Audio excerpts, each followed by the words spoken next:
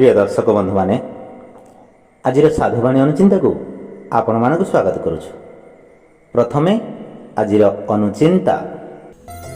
ओम नमो भगवते वासुदेवाय।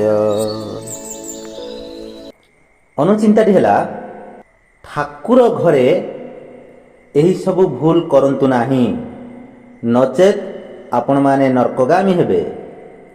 सेगुड़ाक कौन कौन कहीदे शुणु।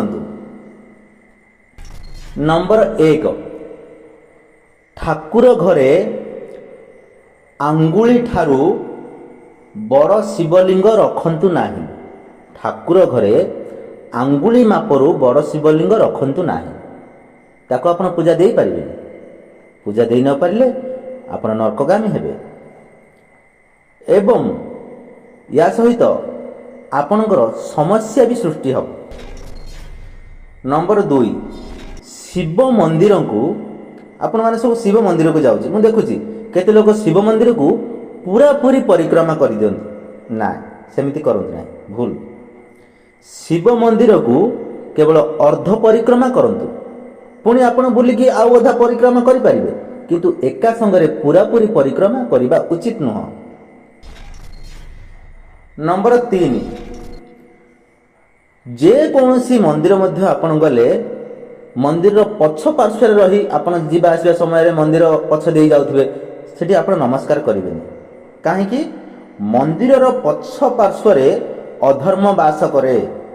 तेणु सदा सर्वदा मंदिर सन्मुख भाग ही नमस्कार हुंतु।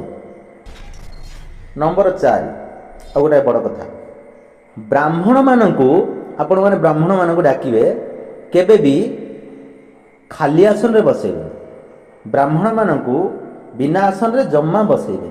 आसन रे देई तांको बसाइबा उचित।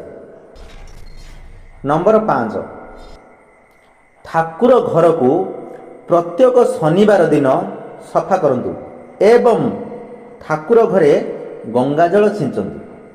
आपणकर संपूर्ण परिवार शांति अनुभव करिवे। नंबर 6, ठाकुर घरर घट दीप को सबुबेले सफा करी लगाइबा उचित। ठाकुर घरे आपण जो दीपटी लगौचंती सदा बेले सेटा को ठीक भाव में सबुबेले सफा करी लगाइबा उचित। नंबर 7, ठाकुर घरे पालटा फूल बा बासी फूल आपण ठाकुर को आज फूल देथिबे, से फूलटा पुणी आर दिन बाहर करिवे, आसंता काली बाहर करिवे। बाहर कला परे सेई जो बासी फूलटी ठाकुर घरे जमा रखंतु ना, ठाकुर कोप करिवे। एई सब जिनिस को पालन कले आपणकर आपणक घरर एवं आपणक परिवार मध्य मंगल हेबे। एगुडी को अमान्य कले आपण निश्चित रूपे नरकगामी हेबे। महादेव भक्त माने आमर चैनल को सब्सक्राइब करी वीडियो को गोटाए लाइक कर दिंतु। प्रिय भक्त बंधु माने आज साधुवाणी माध्यम आम गोटाए बढ़िया कथाटे नहीं मन दे शुणु। गौतम बुद्धंकर कथाटे विश्व इतिहास रे जेते आध्यात्मिक महापुरुष माने आध्यात्मिक मार्ग रे परिचालित होई बलिदान देइछंती, सेमानक मध्यरु भगवान बुद्धंक नाम सर्व उपरे कुहा जाई पारिबो, कारण से संपूर्ण भावे विश्व रे परिचित होइछंती। सही भली भगवान बुद्धंक व्यक्तित्व अत्यंत चिताकर्षक अटे। से जड़े राजपुत्र थिले, मात्र सत्य जिज्ञासा पाई सत्यर सम्मुखरे स्त्री पुत्र को मध्य त्याग कर देथिले। केमिति कहि दोछि सुनंतु। भगवान बुद्धंकर नाम प्रथम नाम होछि सिद्धार्थ। दिने सिद्धार्थ रात्र रे निज पत्नी एवं पुत्र राहुल को छाड़ी सत्यर पथ को खोजिबा पाई बाहरी पड़िले। अनेक दिन पर जेतेबेले से बुद्ध बनी करी फेरिले, तांकर स्त्री तांको ऊपर भारी क्रोध थिले एवं से घर को फेरि नथिले, से एक अन्य जगार थिले। तांको पत्नी निज पुत्र राहुल को धरी भगवान बुद्धंक पाखरे पहुँची गले एवं पचारिले, तुमे कौन भाबी करी आपण कौन भाबी करी निज पुत्र को त्याग कले, निज स्त्री को त्याग करदेले, आपण कौन भाबी निज परिवार को त्याग करदेले, हाँ कौन बोली भाभी आपण। सेतबेले ତାଙ୍କ ମନରେ ବହୁତ କ୍ରୋଧ ଥିଲା। ଭଗବାନ ବୁଦ୍ଧଙ୍କ ପତ୍ନୀଙ୍କ ମନରେ ବହୁତ କ୍ରୋଧ ଥିଲା। ଯାହା ମନରେ ବି କ୍ରୋଧ ହେବ ନା, ଯିଏ ବି କ୍ରୋଧିତ ହେବ। କିନ୍ତୁ ଯେତେବେଳେ ଏସବୁ ପ୍ରଶ୍ନମାନ ପଚାରିଲେ ବୁଦ୍ଧଙ୍କୁ, ସେତେବେଳେ ବୁଦ୍ଧ ଉତ୍ତର ଦେଲେ, ତୁମେ କାହାକୁ ଏ କଥା କହୁଛ? ନା ମୁଁ ଆପଣଙ୍କୁ ଏ କଥା କହୁଛି। ନା ଆପଣଙ୍କର ସ୍ୱାମୀ କିଏ? ଆପଣଙ୍କ ସ୍ୱାମୀଙ୍କ ନାମ କ'ଣ? ନା ସିଦ୍ଧାର୍ଥ। ନା ହଁ, ଆପଣଙ୍କର ସ୍ୱାମୀ ହେଉଛନ୍ତି ସିଦ୍ଧାର୍ଥ ଏବଂ ଏ ପୁତ୍ରର ପିତା ହେଉଛନ୍ତି ସିଦ୍ଧାର୍ଥ। ମୁଁ ସିଦ୍ଧାର୍ଥ ନୁହଁ, ମୁଁ ବୁଦ୍ଧ। ତେଣୁ ଆତ୍ମା ବଦଳିଗଲା ପରେ ଶରୀରର କୌଣସି ମହତ୍ଵ ନଥାଏ, କୌଣସି ମୂଲ୍ୟ ନଥାଏ। ସେତେବେଳେ ତାଙ୍କ ପତ୍ନୀ ବୁଝି ସାରିଥିଲେ ଯେ ଏ ହେଉଛନ୍ତି ସ୍ୱୟଂ ଭଗବାନଙ୍କର ଅଂଶ। ତାଙ୍କର ଆତ୍ମାର ପରିବର୍ତ୍ତନ ହୋଇସାରିଛି। ସତ୍ୟକୁ ଜାଣିବା ପାଇଁ ବୁଦ୍ଧ କେତେ ଆଗ୍ରହ ଏବଂ ସତ୍ୟାନୁରାଗୀ ହେବା ପାଇଁ କେତେ ନିଷ୍ଠା ଥିଲା ତାଙ୍କର। ଗୃହତ୍ୟାଗର ସ୍ପଷ୍ଟ ରୂପେ ଜଣାପଡ଼େ ତାଙ୍କର ତ୍ୟାଗ। ଭଗବାନ ବୁଦ୍ଧଙ୍କ ଶିକ୍ଷା ଅତ୍ୟନ୍ତ ସରଳତାପୂର୍ବକ ହୃଦୟଙ୍ଗମ କରିହୁଏ। ତାଙ୍କ ପତ୍ନୀ ଏବଂ ତାଙ୍କ ପୁତ୍ର ମଧ୍ୟ ତାଙ୍କ ସହିତ ଜଡ଼ିତ ହୋଇ ରହିଲେ। ସେ ମଧ୍ୟ ସନ୍ନ୍ୟାସ ହୋଇଗଲେ। ତାଙ୍କ ପୁତ୍ର ମଧ୍ୟ ସନ୍ନ୍ୟାସ ହୋଇଗଲେ ଏବଂ ତାଙ୍କ ପତ୍ନୀ ମଧ୍ୟ ସନ୍ନ୍ୟାସିନୀ ହୋଇଗଲେ। କୌଣସି ମନରେ କୌଣସି ଅଭିଳାଷ, କୌଣସି ଲୋଭ ରଖିଲେ ନାହିଁ। ତାଙ୍କର ଶିକ୍ଷା, ଗୌତମ ବୁଦ୍ଧଙ୍କର ଶିକ୍ଷା ପ୍ରତ୍ୟେକ ମାନବ ସରଳ ଭାବେ ବୁଝିପାରନ୍ତି। ତାଙ୍କର ଧର୍ମର ଗୂଢ଼ ରହସ୍ୟକୁ ବୁଝାଇବାର ଉଦାହରଣ ଶୈଳୀ ଅନୁପମ ଥିଲା। ଦିନେ ଜଣେ ଶିଷ୍ୟ ଭଗବାନ ବୁଦ୍ଧଙ୍କୁ ବଡ଼ ବିନୟ ଭାବରେ ଆଗ୍ରହ ପ୍ରକାଶ ପୂର୍ବକ ପଚାରିଲେ, ହେ ଭଗବାନ, ମୋର ମନ ବଡ଼ ଚଞ୍ଚଳ ଅଟେ, ବାସନାରେ ଭରି ହୋଇ ରହିଛି, ମନ କଳୁଷିତ ହୋଇଯାଇଛି, ତାକୁ କିପରି ନିୟନ୍ତ୍ରଣ କରିପାରିବି? ଆପଣ କିଛି ଉପାୟ କୁହନ୍ତୁ। ତାକୁ କିପରି ପରିଷ୍କାର କରାଯାଇପାରିବ? ମନ ଧ୍ୟାନରେ କିପରି ଲାଗିପାରିବ? ମନ ଏକ ଧ୍ୟାନ ରୂପରେ କିପରି ଲାଗିପାରିବ?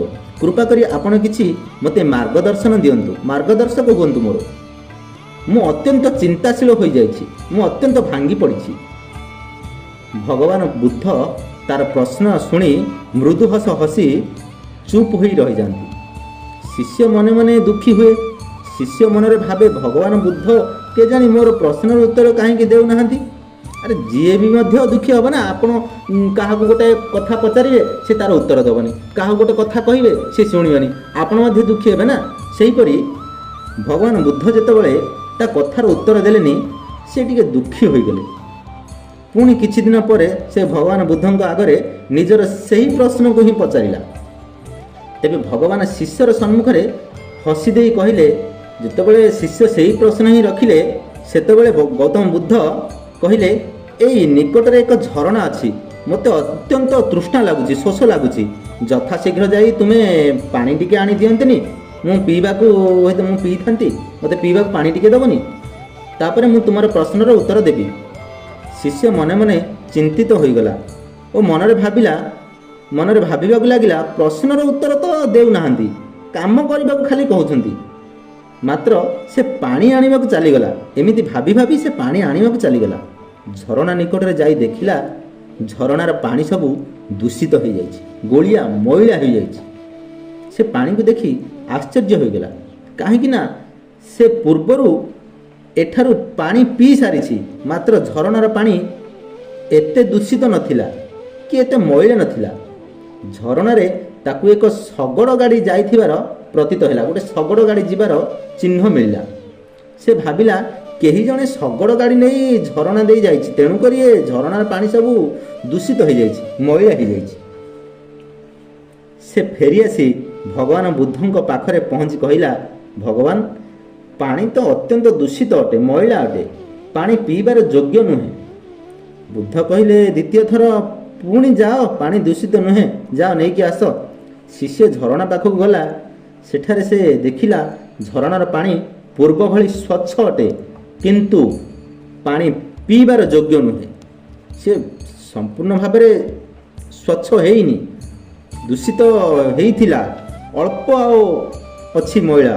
ସେ ପୁଣି ଖାଲି ହାତରେ ବୁଦ୍ଧଙ୍କ ପାଖକୁ ଆସି କହିଲା, ଭଗବାନ, ପାଣି ପୂର୍ବରୁ ନିର୍ମଳ ଅଛି, ମାତ୍ର ପିଇବା ଯୋଗ୍ୟ ନୁହେଁ। ଭଗବାନ ବୁଦ୍ଧ କହିଲେ, ପୁଣି ଯାଅ, ପୁଣି ଆଉ ଥରେ ପ୍ରୟାସ କର, ବୋଧହୁଏ ପାଣି ସ୍ୱଚ୍ଛ ହୋଇଯାଇଥିବ। ଶିଷ୍ୟ ପୁଣି ଅମାନିଆ ମନରେ ଝରଣା ପାଖରେ ପହଞ୍ଚି ଦେଖିଲା ପାଣି ଭଲ ଭାବରେ ସ୍ୱଚ୍ଛ ଦେଖାଯାଉଛି। କାଦୁଅ ପଙ୍କ ସବୁ ତଳେ ବସିଯାଇଛି। ସେ ପ୍ରସନ୍ନ ହେଲା ଓ ହର୍ଷପୂର୍ବକ ପାତ୍ରରେ ଭଗବାନ ବୁଦ୍ଧଙ୍କ ପାଇଁ ଜଳ ନେଇ ପିଇବାକୁ ଦେଲା। ଭଗବାନ ହର୍ଷପୂର୍ଣ୍ଣ ମନରେ ପଚାରିଲେ, ତୁମର ପ୍ରଶ୍ନର ଉତ୍ତର ମିଳିଗଲା କି ନାହିଁ? ଶିଷ୍ୟକୁ ପଚାରୁଛନ୍ତି ଭଗବାନ ବୁଦ୍ଧ ଯେ ତୁମର ପ୍ରଶ୍ନର ଉତ୍ତର ମିଳିଲା କି ନାହିଁ ତୁମକୁ?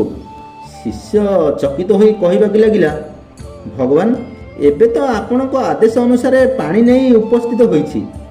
ଆପଣ ମୋର ପ୍ରଶ୍ନର ଉତ୍ତର ଦେଲେ କେତେବେଳେ ଯେ ମୁଁ ବୁଝିବି? ଗୌତମ ବୁଦ୍ଧ ତାର ଚେହେରାକୁ ଦେଖି ହସି ଦେଇ କହିଲେ, ତୁମର ମନ ମଧ୍ୟ ଏକ ପ୍ରକାରର ଶାନ୍ତ ଝରଣା ପରି ଅଟେ।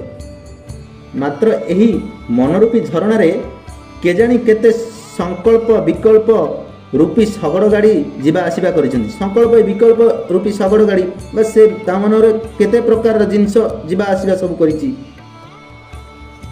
ମନରୂପୀ ଝରଣାର ପାଣି ଦୂଷିତ ହୋଇଯିବା ଫଳରେ ଆମେ ବୁଝିପାରୁନାହାନ୍ତି ଯେ ମନରେ ଅମୃତ ରୂପୀ ପାଣିର ଅସ୍ତିତ୍ୱ ଅଛି ନା ନାହିଁ। କିନ୍ତୁ ଯେମିତି ଧ୍ୟାନରେ ଧୈର୍ଯ୍ୟପୂର୍ବକ ବସନ୍ତି ମନରୂପୀ ଦୂଷିତ ଜଳର କାଦୁଅକୁ ବସିବାର ଶାନ୍ତିପୂର୍ବକ ଦେଖନ୍ତି, ତେବେ କିଛି ସମୟ ପରେ ଆମେ ଦେଖନ୍ତି ଯେ ମନରୂପୀ ଝରଣା ପୂର୍ବରୁ ଅଳ୍ପ ଦୂଷିତ ହୋଇଥିବାର ପ୍ରତୀତ ହୁଏ। ପୁଣି ଧୈର୍ଯ୍ୟପୂର୍ବକ କିଛି ସମୟ ଆହୁରି ପ୍ରତୀକ୍ଷା କରି ଦେଖନ୍ତି, ତେବେ ଆମକୁ ଅନୁଭବ ହୁଏ ମନରୂପୀ ଝରଣା ପୂର୍ବ ଅବସ୍ଥାରୁ ବର୍ତ୍ତମାନ ବେଶୀ ସ୍ୱଚ୍ଛ ଦେଖାଯାଉଛି। କ୍ରମଶଃ ଧ୍ୟାନର ନିୟମ ପାଳନ କରି ସତ୍ ପ୍ରତୀକ୍ଷା କରିବା ପରେ ଆମେ ଦିନେ ଦେଖନ୍ତି ସେହି ମନର ସଂକଳ୍ପ ବିକଳ୍ପ ଝରଣା ଆନନ୍ଦର ସ୍ୱଚ୍ଛ ଝରଣାରେ ପରିବର୍ତ୍ତିତ ହୋଇଯାଇଛି। ସେହି ଅମୃତ ରୂପୀ ଜଳକୁ ପାନ କରି ପିପାସୁ ଆତ୍ମାର ତୃଷ୍ଣା ସର୍ବଦା ପାଇଁ ତୃପ୍ତ ହୋଇଯାଏ। ଶିଷ୍ୟ ସବୁ କଥା ଏଠି ବୁଝିଗଲେ। ଶିଷ୍ୟର ହୃଦୟ ପୁଲକିତ ହୋଇ ଉଠିଲା। ତାକୁ ଅନୁଭବ ହେଲା ବୁଦ୍ଧ ଛୋଟ କ୍ରିୟାତ୍ମକ ଉଦାହରଣରେ ଭ୍ରମ ଦୂର କରିଦେଲେ ତାଙ୍କର। ସେ ଶ୍ରଦ୍ଧାପୂର୍ବକ ଭଗବାନ ବୁଦ୍ଧଙ୍କ ଚରଣରେ ମସ୍ତକ ରଖିଦେଲେ। ପ୍ରିୟ ଭକ୍ତବନ୍ଧୁମାନେ, ଆଜି ପାଇଁ ସାଧୁବାଣୀ ଏତିକି। ରହୁଛୁ। ନମସ୍କାର। ଓମ୍ ଶାନ୍ତି ଶାନ୍ତି ଶାନ୍ତି। ଯଦି ଆପଣମାନଙ୍କୁ ଆମର ଭିଡ଼ିଓଟି ଭଲ ଲାଗିଥାଏ ତାହେଲେ ଭିଡ଼ିଓକୁ ଲାଇକ୍, ସେୟାର ଏବଂ ଚ୍ୟାନେଲକୁ ସବସ୍କ୍ରାଇବ୍ କରିବାକୁ ଜମାରୁ ଭୁଲିବେନି। ଧନ୍ୟବାଦ।